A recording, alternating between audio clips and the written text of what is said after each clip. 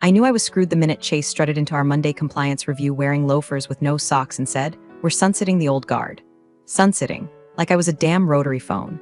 2 decades of bulletproof regulatory reporting, gone with a smirk and a PowerPoint template he probably stole from LinkedIn. It was month end, which meant we were 2 weeks out from the Form 86B deadline, one tied to our chemical storage permits and air emissions compliance. The one that legally required a wet signature. Mine, not DocuSign, not Chase's Slack emoji high fives. But hey, Chase had a vision, and apparently that vision included firing the only person in the building who knew how to file that form without getting the Environmental Oversight Department breathing down our necks with hazmat suits and subpoenas. He called it a modernization initiative. We were overweight with legacy processes. I asked if he'd reviewed the last audit notes. He waved his hand like he was swatting a fly off his gluten-free lunchbox and said, "No need. We're agile now." Then, swear to God, he laughed and said, "Don't worry, Linda. We'll archive your Rolodex in the company museum. And listen, I get it, compliance ain't sexy. It's not salsa dancing in Mexico with the interns or pitching NFTs to confused investors. It's paper cuts, ink smudges, and binders thicker than Chase's sense of irony. But those binders mattered. They kept our name out of federal enforcement bulletins. They kept his bonus intact. By the way, quick break in the trauma. If you've listened this far and haven't hit that subscribe button, I got one thing to say. 97% of y'all are freeloading like Chase at a compliance meeting. Hit the button. Keeps the lights on and gives our team a reason not to cry into their keyboards. Anyway, back to the circus.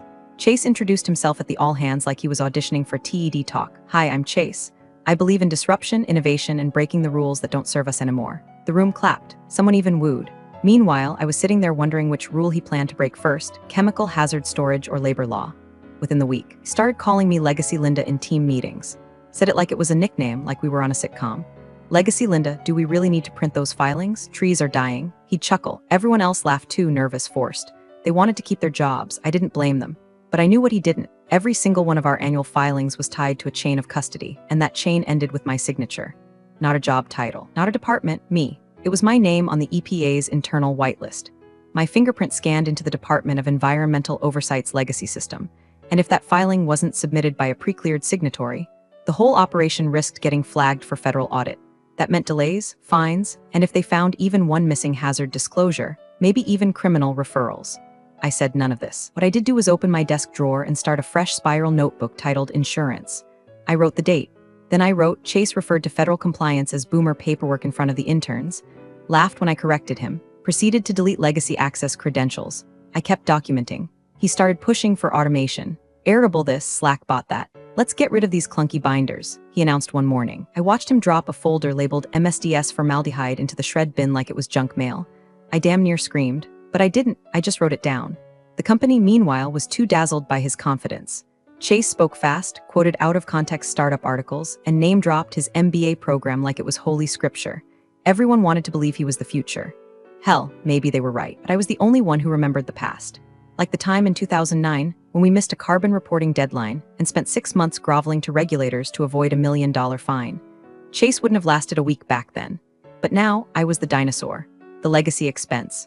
The woman who still printed things. The relic from an analog era that didn't match the company's glossy new website or Chase's enthusiasm for Slack emojis.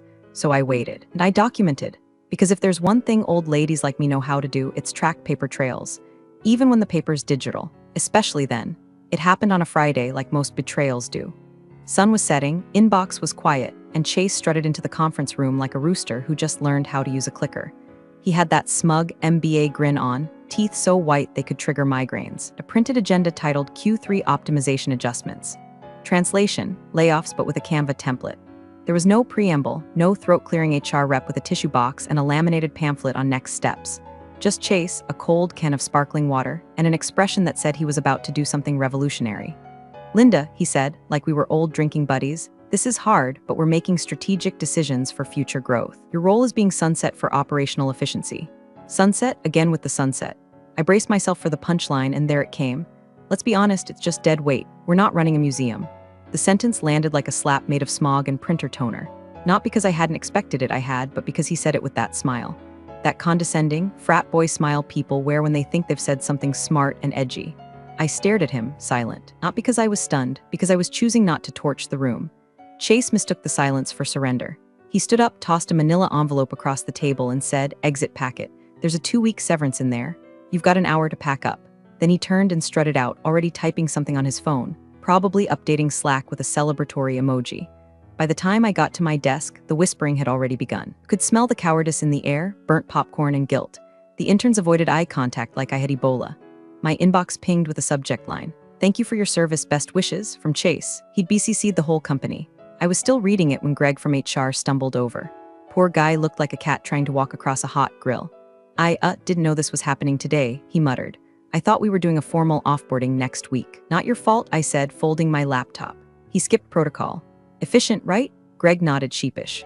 "We can offer you a sit-down to discuss." "No need," I said, slipping the 2 binders marked compliance signed originals into my tote bag.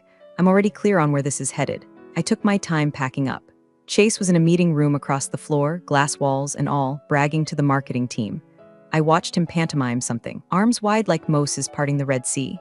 Everyone laughed. No one looked toward me, except Anna, the receptionist. She mouthed, "I'm sorry," and I nodded once. That was enough. No one noticed when I logged into the third-party compliance system and removed my biometric access. No one noticed when I slid my old brass key into a drawer labeled Regulatory Archive and relabeled it closed. No one noticed that, on the corner of my monitor, I left a sticky note that said, "You'll want to call the EPA in 8 days. No fireworks, no scene, just quiet." You'd think after 20 years they'd have given me a goodbye lunch, a card, even a sad slice of sheet cake in the break room. But no, all I got was an empty desk, a recycled box, and Chase whispering to a junior dev, "Boomers don't get sarcasm." I did hear one thing that made me pause. As I was wheeling my box past the kitchenette, I overheard Chase saying, "She probably thinks we need her to file stuff. It's all digital now, dude," and I almost laughed. I almost turned around, looked him in the eye, and explained exactly what kind of paper trail he just erased. But I didn't, because Chase didn't deserve an explanation. He deserved the fallout, so I looked him in the eye, smiled the same way my mother used to smile before lighting her ex's clothes on fire and said, "Okay."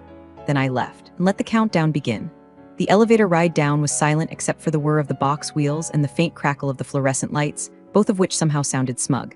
I felt like I was being exorcised, rolled out like a cursed relic while the office held its breath, hoping I wouldn't make a scene or, worse, cry. But I didn't cry. I didn't even blink. I made it to the parking garage before the rage started to rise. Not loud, not messy, just hot and clean like brake fluid on skin. The kind of rage that doesn't throw punches but writes them into forms and filings and audits. The kind that knows where the bodies are buried because she was the one who kept the burial records on file, in triplicate, cross-referenced by hazard type. Back upstairs, while Chase played Silicon Savior in the glass-walled fishbowl, I was methodically reclaiming my dignity. One by one, I packed everything. My favorite pen, the one with the missing clip and ink stains. My backup reading glasses. The peppermint tin with a thumb drive tucked under the mints labeled Vendor Contracts Archive. And then, from the bottom drawer, I pulled out the 2 binders. Thick, black, unassuming. Labels typed neatly, compliance filings signed originals.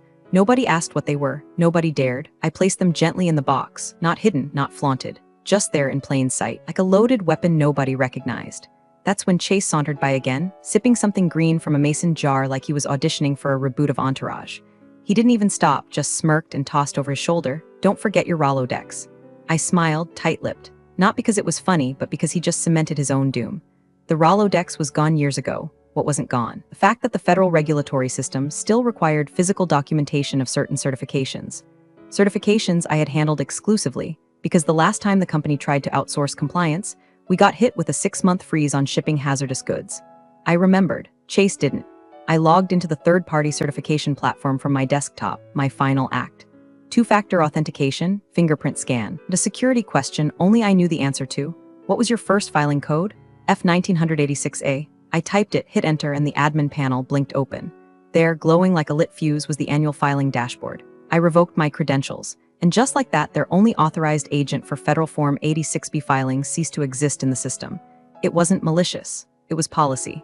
My departure required deactivation. No one else could reauthorize without biometric revalidation, which took, drumroll please, 10 business days. Coincidentally, that's how long they had before the deadline. I left my monitor on just to be poetic, displaying the countdown clock the platform used to track submission windows. 192 hours, 14 minutes, tick, tock. Then I scribbled a note. Not a manifesto, not a rant, just one yellow sticky. Place center screen. "You'll want to call the EPA in 8 days. No signature." I unplugged my charger, took one last look at my cubicle, home to 2 decades of ignored warnings and overachieved audits, and wheeled my box toward the elevator. Chase was still in the meeting room, gesturing like a magician. Through the glass, I saw him high-five a junior associate. Someone had put up a goodbye legacy Linda meme on Slack, complete with a tombstone emoji. I chuckled, not because it was funny, because they had no idea what legacy really meant. As the elevator doors closed behind me, I pictured the look on his face, not now, not tomorrow, but in exactly 8 days, when the inbox would ding with an overdue filing notice, when the phone would ring with a compliance inquiry, when legal would start sweating and the board would start asking questions, and when all roads, inevitably, would point back to me. Dead weight, huh? Funny thing about dead weight, it sinks fast, especially when you toss it overboard without checking if it was holding the hull together.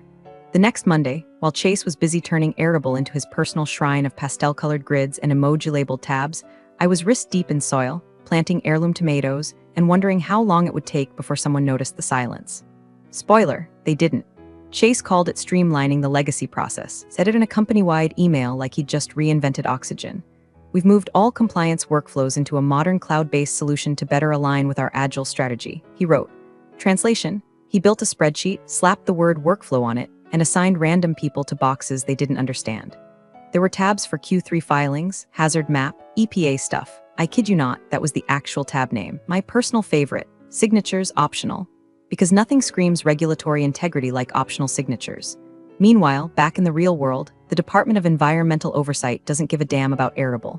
What they do care about is whether Form 86B is submitted on time, signed by a pre-approved agent, and physically archived in accordance with Section 9C of the Federal Hazardous Materials Reporting Act. Not a digital checkmark, not a Slack thread titled "Looks good to me." A pen, a date, a real goddamn signature, but none of them knew that. The compliance bot Chase installed sent cheerful reminders like, "Don't forget to submit your forms by EOW," followed by gifs of cats high-fiving. Nothing in the system even checked for the signature field because Chase had removed it, said it was clutter. And I didn't so much as lift a finger. I sat on my back porch in cargo shorts and a faded company hoodie, sipping sweet tea and listening to the birds shit on the roof. I trimmed basil, mulched the beds, sharpened my garden shears to a lethal shine. When the mail arrived, I sorted it slowly, like a woman with nowhere to be and nothing to prove. Some mornings I'd glance at my phone and see old coworkers resharing Chase's motivational quotes on LinkedIn. Good leaders don't ask for signatures, ask for solutions. One post had 48 likes and a comment from a junior manager, loving the new era of innovation. Sure you are, kid. On day 4, I opened the news and checked the department's press release page. Quiet. On day 5, I checked the filing portal, public access. Our company's Form 86B wasn't listed, not filed, not pending, not even started. Perfect. I turned off notifications and returned to pruning my hydrangeas. Blue ones this year, they like the acidic soil better. I hummed a little as I worked. Something from the 70s, a song my dad used to sing under his breath while fixing the carburetor. Ain't no sunshine when she's gone. Day 6, nothing. Day 7, still nothing. Chase, I imagined, was giving himself digital high fives. Probably felt like a tech pioneer, disrupting decades of inefficiency with a few drop-down menus and a Canva-styled PDF. Meanwhile, filing system ticked toward 0. The signature line required by law sat blank, untouched, forgotten, just as planned. And in the quiet space of those days between weeding and watering, between coffee sips and soft chuckles, I realized I didn't feel anger anymore. Just distance, a cool, clear detachment. The kind you feel after narrowly avoiding a car crash on black ice.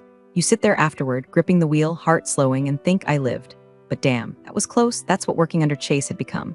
A 2-year skid toward disaster disguised as growth. Now, I just waited, letting gravity do the work. No pushing, no plotting. Just silence and time, because the beautiful thing about regulatory systems, they don't forget, they don't forgive, and they sure as hell don't negotiate with Airtable. Day 9. I was in the garage sharpening my shears when the call came. Blocked number, which normally meant either a scammer or my ex-husband's new girlfriend trying to clear the air again. But I answered anyway, wiping dirt off my hands with the same towel I used to clean carburetors. Linda, a voice said, shaky but familiar.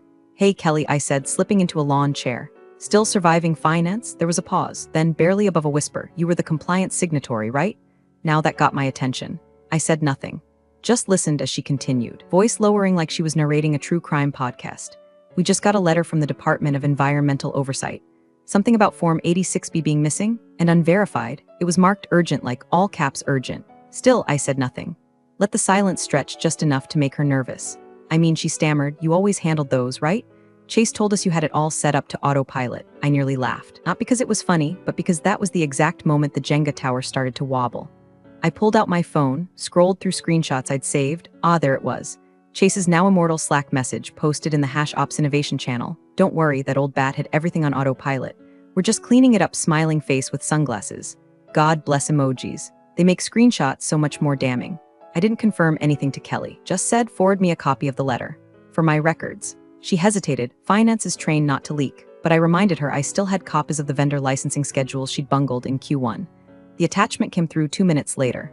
Department of Environmental Oversight failure to file Form 86B, immediate action required. Failure to comply may result in fines of up to $5 million, suspension of permits. Mandatory audits, $5 million. For form that takes 30 minutes to prepare, 1 minute to sign, and 10 years to understand the consequences of ignoring. I made myself some tea, real slow, sat on the porch swing and watched a squirrel dig up one of my basil plants like he was looking for evidence. Then I opened my laptop, new folder, labeled it insurance in all caps just like the government's letter. First file, the Slack screenshot. Second file, my termination letter signed by Chase, dated exactly 9 days before the Form 86B deadline. Third, an email from legal 6 months back thanking me for personally ensuring compliance consistency year over year. Fourth, a calendar export showing my biometric renewal scheduled annually every April. Fifth, a printout of the department's digital filing log. No submission, no signatory, just an empty row. And then, just for the poetry, I threw in a photo of the sticky note I'd left on my monitor. You'll want to call the EPA in 8 days. I wasn't sending anything yet. Not to the board, not to the media, not even to my lawyer. No, this was still the quiet part, the prelude, but make no mistake, I was setting the table. And Chase was the main course. He was out there somewhere, probably feeling invincible, probably still drinking green sludge out of mason jars and patting himself on the back for streamlining compliance. And I sat there, sipping my tea, imagining the moment he'd read that letter, the blood draining from his face. The slow, creeping horror of realizing the old bat didn't leave behind a mess. She took the manual with her and locked the door on the way out. Satisfaction doesn't always come loud. Sometimes it comes with Gmail drafts, color-coded folders, and a squirrel tearing up your herb garden like he's staging a tiny protest. I let him. Hell, I even gave him a peanut, because some chaos is worth feeding. It hit the company like a mortar shell on a Monday morning. The formal notice arrived via certified mail and email, subject line all uppercase, no emojis this time. Notice of penalty Form 86B noncompliance pursuant to Section 9C of the Federal Hazardous Materials Reporting Act. Your organization is subject to a preliminary penalty of $5 million, pending full audit and regulatory review. Immediate response required. The kind of email that makes executives choke on their oat milk. By 9:17 a.m., every glass-walled office was lit up like a Christmas tree in hell. Conference rooms filled. Calendars auto-populated with emergency compliance review. Someone even pulled the blinds on the break room, like the smell of liability couldn't pass through a Keurig machine. Chase scheduled a mandatory company-wide Zoom at noon. He opened it with that same too-casual tone he'd used the day he fired me. Except now his voice had a tightness in it, a tremble barely hidden under his usual buzzwords. Hey everyone, look, this is just a temporary hiccup. We've received a notice from the Department of Environmental Oversight regarding a missed filing. We're addressing it, and I want to assure you that it stems from an outdated process that we've already moved away from. Outdated process. As if the process had mailed itself to Washington with a blank page and a middle finger stapled to it. Chase smiled, wide but off. You could see the sheen of panic sweating through his Patagonia knockoff. Cheap fabric doesn't hide a man unraveling. A few people nodded politely. Most just looked at their keyboards, silently calculating how close their name was to this particular fire. Then the VP of Legal unmuted. Her voice didn't shake. Her camera didn't flicker. She leaned into the mic like she'd been waiting her whole career for this question. Who had federal filing authority? Boom. The silence that followed could have dropped a satellite. Chase blinked, swallowed. His eyes darted off camera, probably toward a half-finished Arable tab titled something useless like Compliance Light or Forms in Progress Raising Hands. He stammered something about shared ownership and transition periods and institutional knowledge gaps. But the VP just repeated, slower this time, who had filing authority? By 3:00 p.m., legal had compiled a preliminary timeline, and it didn't look good. I wasn't in the building, obviously, but I imagined it like a crime scene. Cubicles cordoned off, printers silent, everyone tiptoeing through their inboxes looking for anything that might link them to the dead filing. Someone must have panicked because HR called me. 3 times. I let it go to voicemail. Each one more desperate than the last. Hi Linda, this is Tanya from HR. Just wanted to touch base, Linda. We really need to speak with you urgently. Just to get a sense of your role, please call us back. We'd like to make this right. Make this right? As if you could glue a filing signature back onto a voided form like a paper doll. I didn't call back. Instead, I watched the clouds roll in over the backyard. The hydrangeas were finally blooming. The blue ones had deepened into that kind of electric midnight hue you only get from well-acidified soil. I smiled. The news hadn't broken yet, but it would. A $5 million fine makes headlines, especially when it involves hazardous materials and a company that thought Arable could replace a legal filing system. The best part? I hadn't done anything. No sabotage, no whistleblowing, No call to the feds, just nothing. A vacuum. And into that vacuum rushed all the panic, all the scrambling, although we thought she was just the paperwork lady chaos that they'd earned with every smirk and every dismissal. Chase, for all his swagger and smoothies and disruptive energy, had just realized the truth. Sometimes the most dangerous person in the room is the quiet one you fired without reading her job description. I sipped my tea, let the voicemails pile up, let the silence do the talking. It took less than 24 hours after the penalty notice for the emails to start leaking upward. Not across the company, upward, straight to the boardroom. The place Chase thought he'd be invited into with applause and stock options. Instead, the director started sniffing out liability like bloodhounds at a crime scene. $5 million tends to rattle even the most spreadsheet-hardened suits. Midweek, 7:41 p.m. I got the message. Sent from a private Gmail address with no subject line, just one line of text. Linda, I'd appreciate any clarity you can offer. Discretion guaranteed. Signed, initials only. But I recognized the name, Christopher J. Miles, one of the board's longest-standing members. Old school, not flashy. Still sent Christmas cards. He once told me my handwriting was neater than legal's red lines. I didn't answer right away. I let it marinate overnight like a good pot roast. Then, with the calm of a woman who's already planted her fall herbs and labeled the canning jars, I sent him one PDF.